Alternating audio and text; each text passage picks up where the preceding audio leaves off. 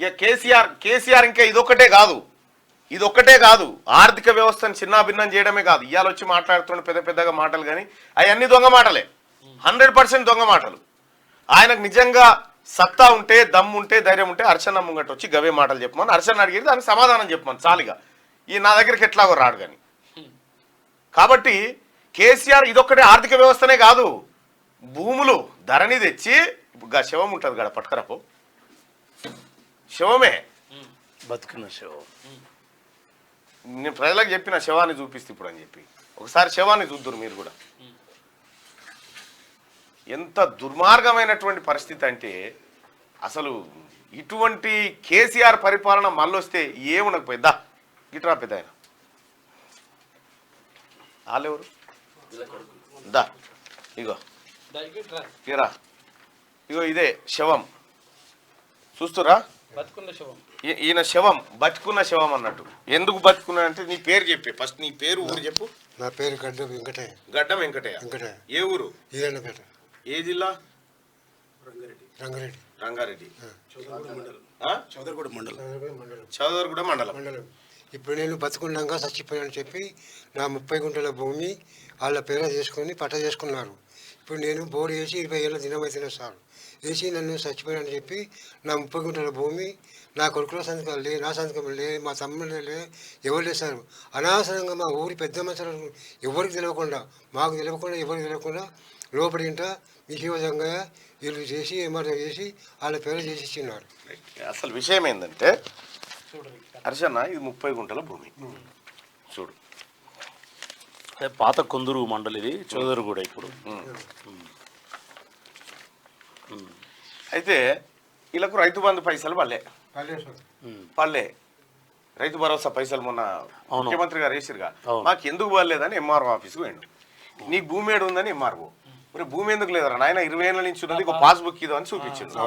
చూపియంగానే నీ భూమి నువ్వు చచ్చిపోయినవట కదా, నువ్వు ఎప్పుడో చచ్చిపోయినవట కదా అని చెప్పి చెప్తే ఇగో ఇద్దరు ఆడోళ్ళు పోయి, మమత గాయత్రి అంట ఇద్దరు పోయి, మా నాయన చచ్చిపోయిండు మేమే వారసులమని అఫిడవిట్ వేసి ఈయన పేరు మీద ఉన్నటువంటి 30 గుంటల భూమి ఈయనకు సంబంధం లేకుండా, కొడుకులకు తెలియకుండా ఎవరో మహిళల మీద పేరు మీద చేసిరా అవతల బట్టర్ అయిపోయిందా.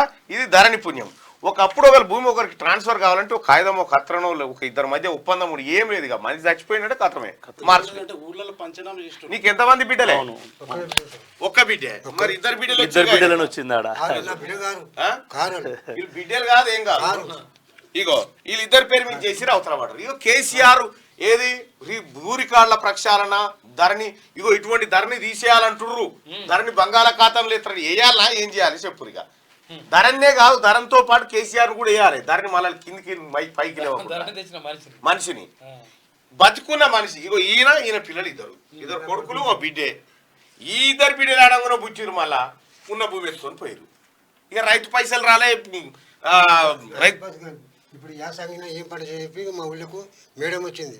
మేడం వస్తే యాసంగి పంట రాపిద్దామని చెప్పి పాస్బుక్ తీసుకొని పోయినా.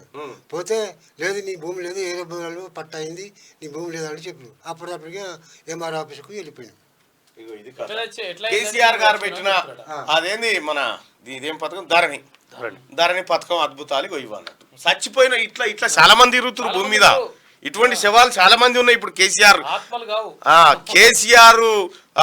ఈ ధరణి స్కీమ్ లో భాగంగా చాలా మంది శవాలు అయితే తిరుగుతా ఉన్నారు మనుషులు భూమి మీదనే. ప్రతి ఎంఆర్ఓ ఆఫీస్ ముందర ఇటువంటి వాళ్ళు చాలా మంది తిరుగుతా ఉన్నారు. చౌదరిగూడ మండలంలో ఇలాంటివి ఇంకా చాలా ఉన్నాయి సార్. నాట్ ఓన్లీ చౌదరిగూడ, సరే కొన్ని ఉన్నాయి.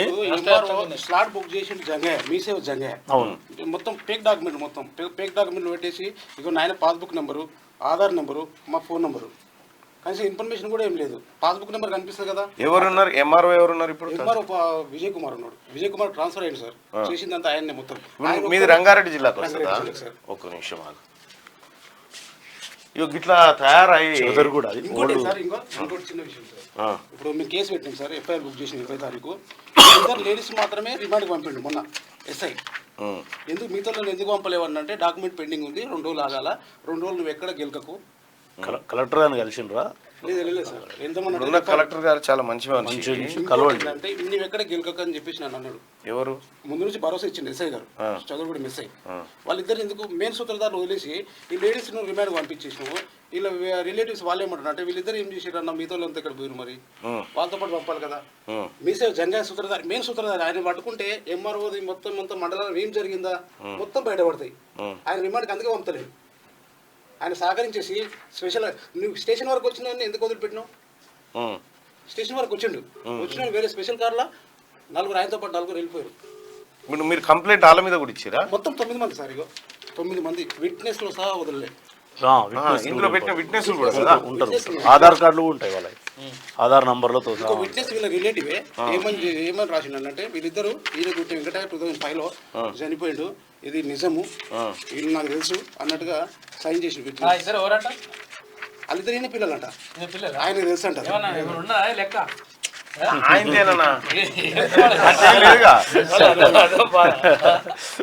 సరిగ్గా చూడండి.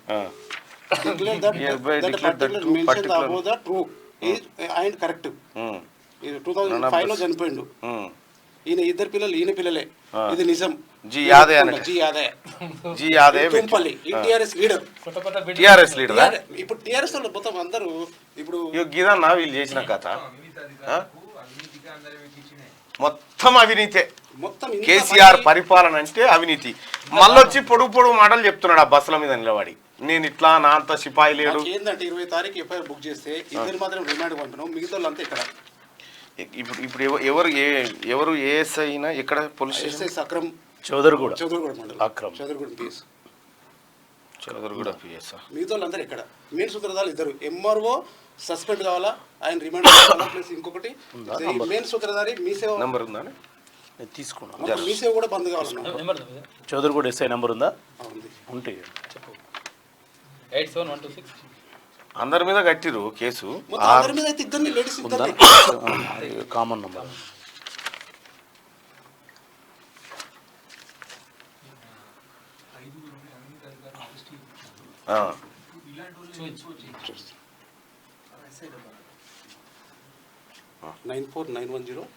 చదవకు, మళ్ళీ ఆయన అందరు ఫోన్ చేసి ఇబ్బంది పెడతారు. పర్సనల్ నంబర్ నట్టు కొట్టరా అదే.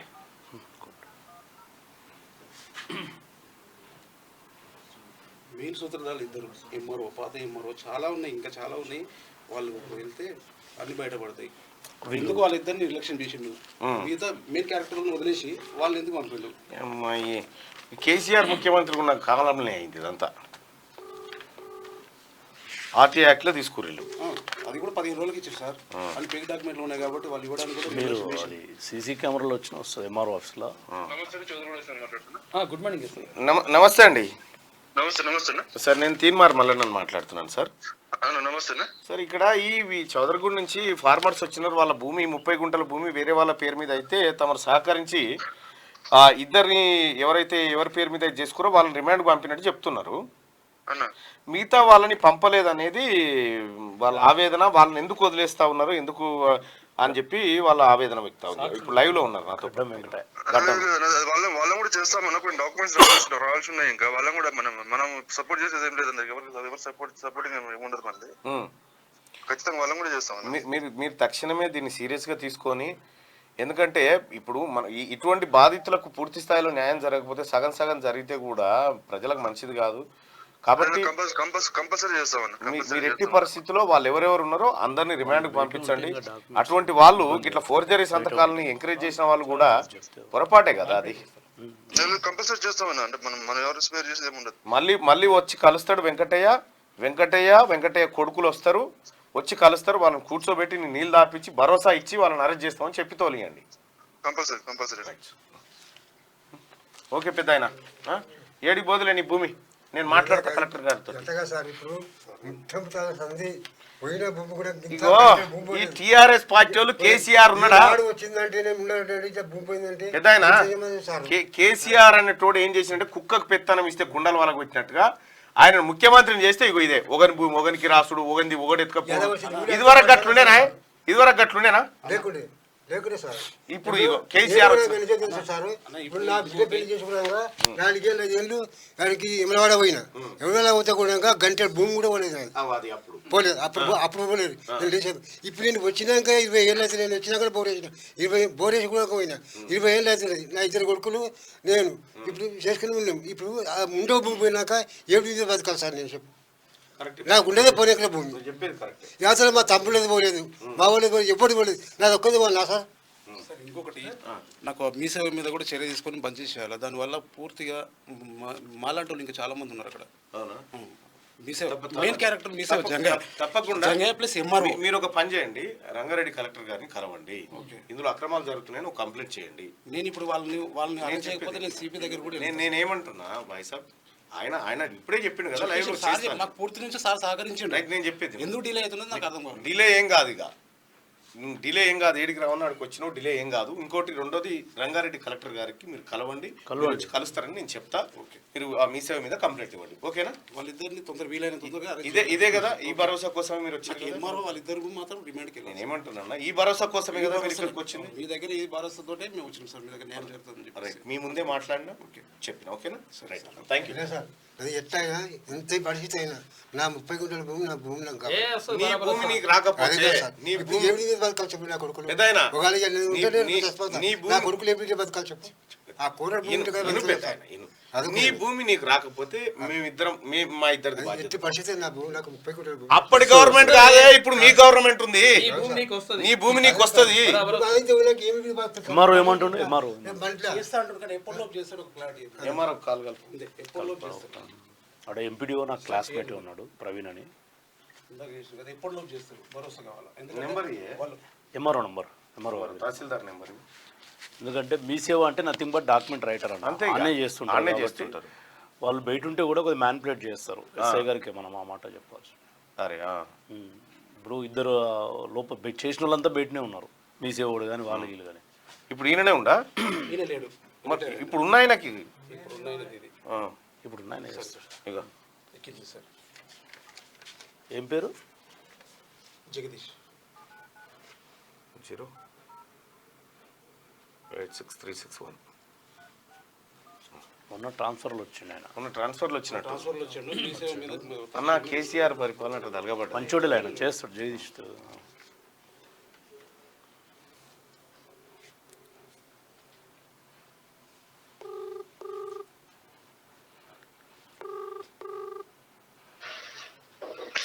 Sir good morning sir.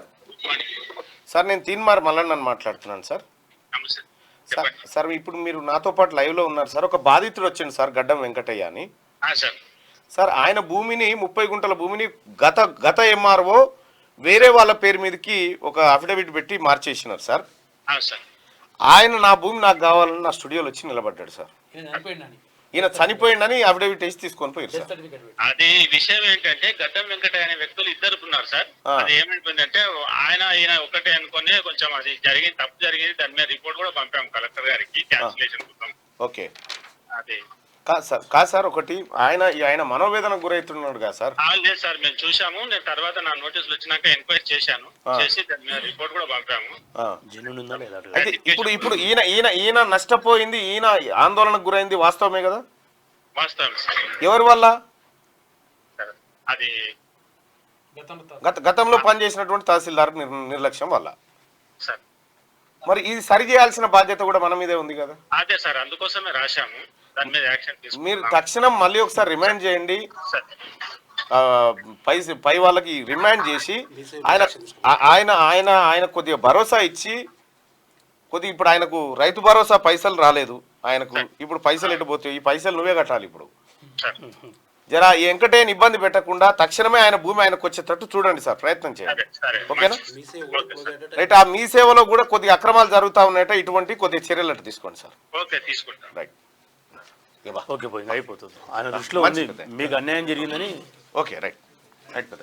మీకు అన్యాయం జరిగిందని ఆయనకి తెలుసు కాబట్టి ఉంది.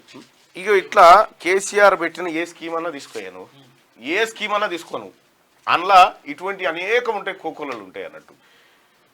మామూలుగా ఒక నానుడు ఉంటుంది కదన్న, 100 మంది దోషులు తప్పించుకున్నా పర్వాలేదు కానీ ఒక నిర్దోషికి అన్యాయం జరగదు జరగొద్దని కానీ ఈయన స్కీమ్లలో 100 మంది దోషులు తప్పించుకున్నారు, అమాయకులు దోషులయ్యారు. 100 మంది దోషులు కలిసి అమాయకులను బలి చేసుకుంటున్నారు. కేసీఆర్ నమ్ముకుంటే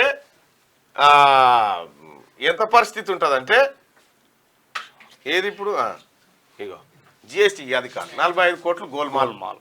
కేసీఆర్ నమ్ముకున్న అధికారుల పరిస్థితి, అటు నమ్ముకున్న కొంతమంది పోలీసుల పరిస్థితి, కొంతమంది కలెక్టర్ల పరిస్థితి ఇగో ఇంత దారుణానికి వచ్చింది. వీళ్ళందరూ కూడా జైలుకు ఇప్పుడు నిన్న 5 జిఎస్టీ అధికారులను అరెస్ట్ చేసి లోపలికి పంపిరి, పోలీసు వాళ్ళని అరెస్ట్ చేసి లోపలికి పంపిరి, అధికారులు అరెస్ట్ అవుతా ఉండే, జిహెచ్ఎంసీ అధికారులు అరెస్ట్ అవుతా ఉండే. కేసీఆర్ పరిపాలన చక్కగా ఉంటే వీళ్ళెందుకు అరెస్ట్ అవుతురు? కాకపోదురు కదా. కాబట్టి కేసీఆర్ పరిపాలన అనేది ఒక పరిస్థితి తీసుకొచ్చింది. బేసిక్గా ఎంప్లాయీస్ ఎవరైనా కూడా గవర్నమెంట్కి పనిచేయాలి, వ్యక్తులకు పనిచేయదు. వ్యక్తులకు కాదు, ప్రభుత్వం తీసుకునే నిర్ణయాలను పాలసీ ఇంప్లిమెంట్ చేయాలి. అంతే ఇక్కడ కదా. ఏమైందంటే కేసీఆర్ గారు వచ్చిన ఈ 10 ఏళ్లలో మీరు ఇంకా పోలీసులను చూసే పరిశాన్ అవుతారన్న. మేము చిన్నగా ఉన్నప్పుడు పోలీసు వాడు ఎవరైనా సూసైడ్ చేసుకుంటే పోస్ట్ మార్టం కోసం పంచనామా కోసం వస్తే లాగ్ కనబడగానే సందులో దాక్కునేది మనం. ఇలా పోలీసుల ముందర పోయి ఎంపీటీసీ ఓడిపోయిన అధికార పార్టీలు పోయి కాలు మీద కాలేసుకొని కూర్చోబట్టి పోలీసులే అట్లా తయారవుతున్నారు. అంటే వ్యక్తులను పూర్తిగా ప్రలోభ పెట్టుకుంటూ అఫీషియల్ బతికేసరికి ఇట్లే అవుతుంది. ఈ పరిస్థితి తప్పులు చేపిస్తున్నారు, వాటిని టైం అయిపోతుంది. దొరికేది వాడు నేను ఎంప్లాయ్ అనుకున్నా, దొరుకుతావు. నేను తప్పు చేసేది నేనే దొరికేది, అంతే. చేపించేది మాత్రం పొలిటీషియన్. ఈ మాత్రం ఎందుకు హయ్యర్ అఫీషియల్స్ పూర్తి ఇట్లా అయిపోయారు.